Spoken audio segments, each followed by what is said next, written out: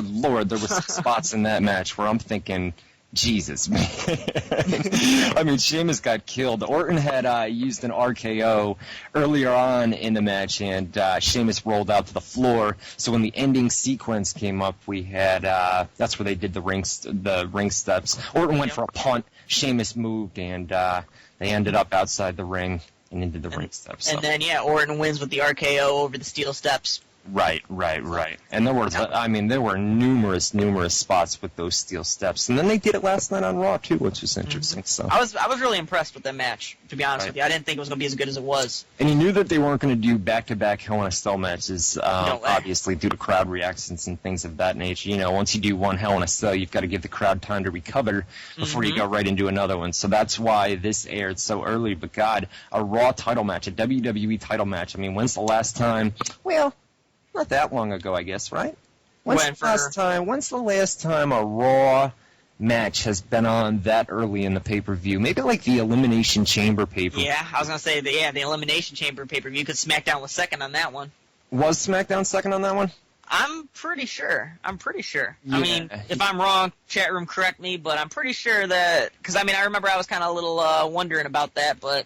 Right. Somebody in the chat room said, yep, it was. Good. Guys, once again, get to our live chat room, WZROnline.com/chat. I've regrouped myself here. I apologize for that earlier on, guys. My bad. It's just ever since Friday, man, it's been a very, very emotional week, and I have news media and the Boston Police Department that are listening to this as we speak. So if it seems like we're a little bit off, we're going to get into that later, and I'll explain everything that is going on. I'll run that down for you guys, everything, and we'll be good to go. We have been cleared, and they know exactly who it is, so it's just a matter of time. So Hell in a Cell. We keep getting sidetracked. I know, right? On that. My bad. Just, every time I feel like I want to go back to it, we get back to Hell in a Cell. So we'll just finish up Hell in a Cell and then run that down. Some people probably have no idea what we're talking about. The people that don't read the website, so they come from, Facebook or... And there's a couple new people in the chat tonight, so... Lots of new people, no doubt. Welcome, guys. Yeah, thanks for coming, no doubt. WZROnline.com/chat, and once again, WZR questions, guys, you can submit AOL instant messages. What was next? We had a backstage segment. We won't talk about that. It was NXT Divas, and Barrett came up, right? Yeah, the next thing we really had was Albert Del Rio, who came out and did, I thought, a pretty great job with the promo where he was dissing the Americans about how they think they're superior to everyone. I can't stand this, bro. Well, I can't say we do, but many people shell out $39 or $49 for a WWE pay-per-view, whatever it is, $35, whatever. Okay. Yep. They shell that out, and going in, we only had, was it 5 matches or 6 matches? I'm pretty sure it was 5. 5. I want to say 5 as well, and then we had 6 after this segment with the Swagger. Yeah, they added that. Just advertise this stuff. You know what I mean? Advertise. They did something with Edge and Jack Swagger last week on the live SmackDown. Do something. Follow it up. Announce it on the live SmackDown. I know it's only 2 days in advance, and you only had... Well, you got to give them credit because they only had 2 weeks to hype this pay-per-view. But 5 matches going in, and it was just... This is a throwaway pay-per-view, but it was a throwaway pay-per-view that had great matches. I mean, the 2 matches that we've already ran down, the opening match was great, and Orton versus Sheamus was great. And then we had, basically, like you said, Alberto Del Rio comes out and bashes... This is Americans, and he's pissed off because on the live SmackDown... Edge attacked his mascot, speared the mascot. That was so stupid, by the way. I know. On SmackDown. So, the GM rings in, right? Yep.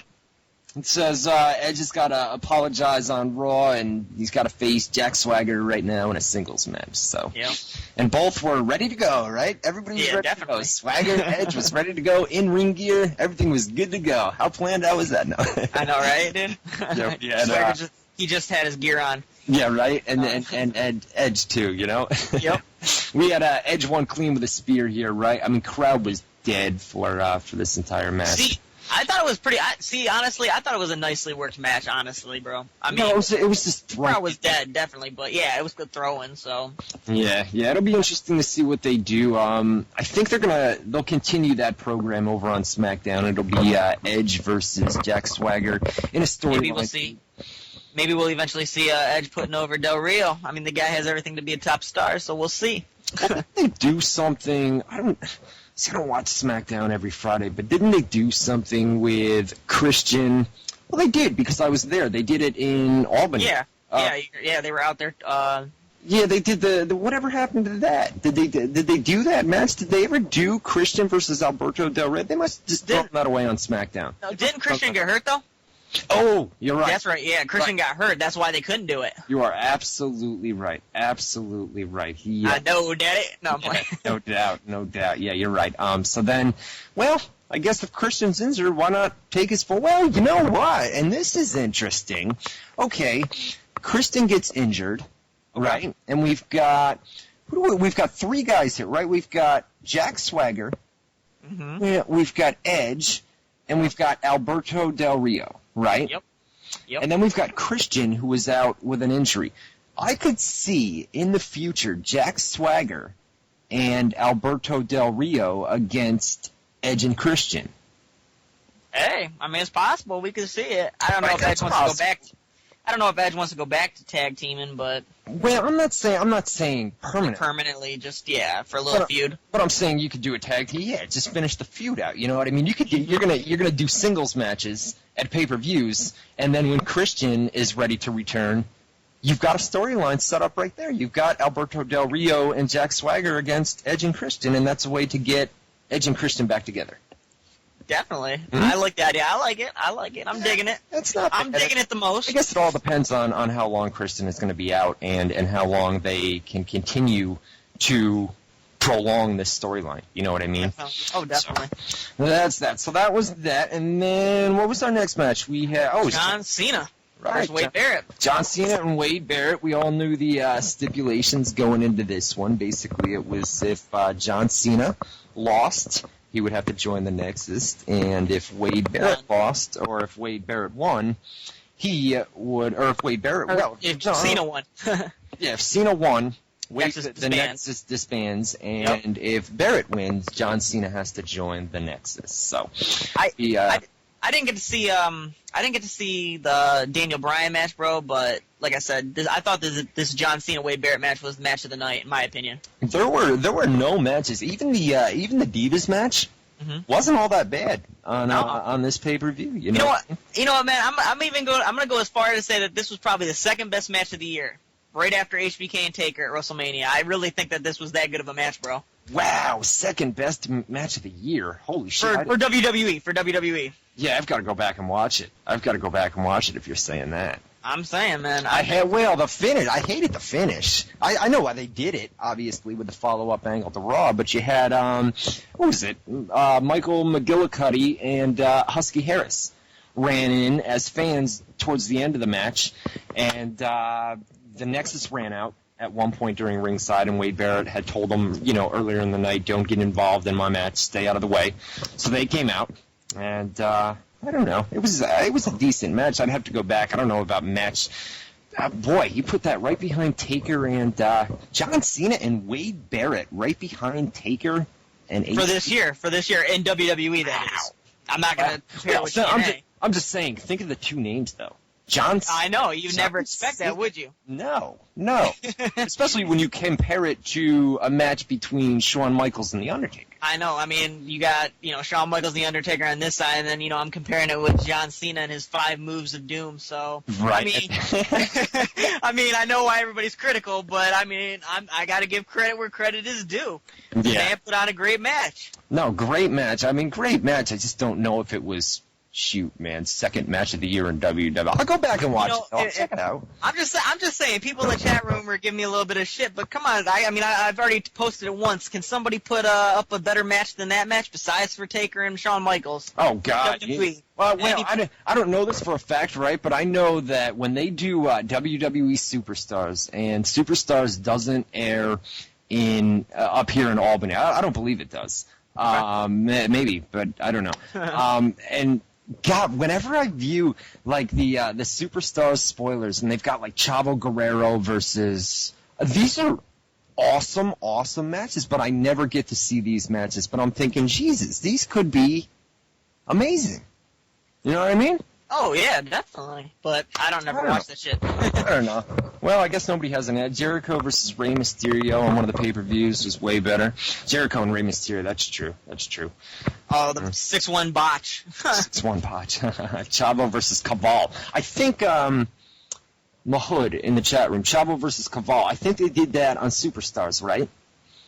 I don't watch Superstars. Yeah, see, I don't get it here either, so I'm not really sure. Yeah. Ziggler versus Ray at SummerSlam, that was another good match.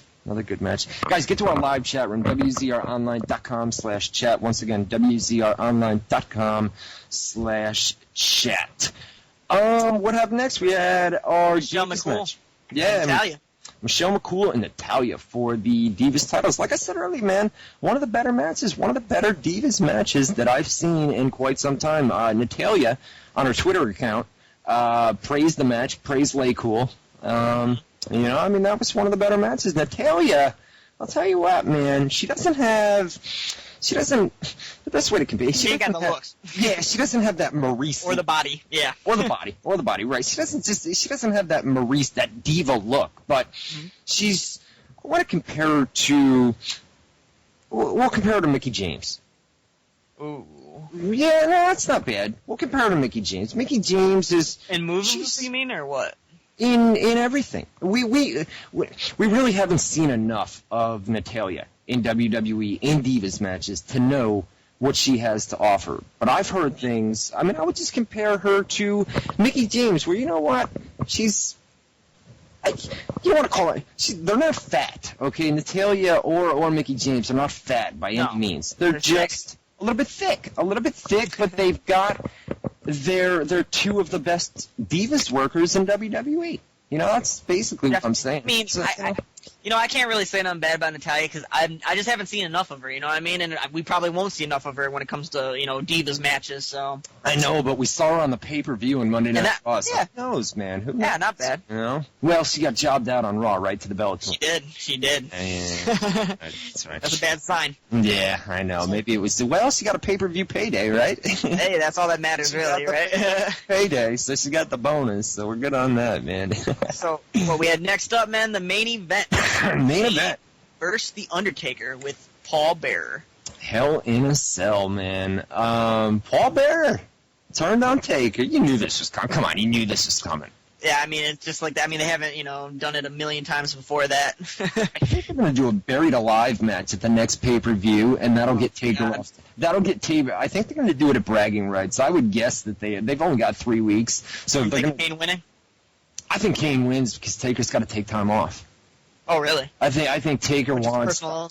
Well, I think Taker's not in good shape, man. He looks terrible. Horrible shape. You know what? We were talking last week, and you had said you thought that, I think you said that WrestleMania, this was going to be his last match. I said, I didn't say, I said Survivor Series. I thought it was coming full circle, man. Oh, Survivor? Well, no. You know he's not going to retire. You know that when Taker goes out, it's not going to be a Survivor Series. It's going to be a WrestleMania.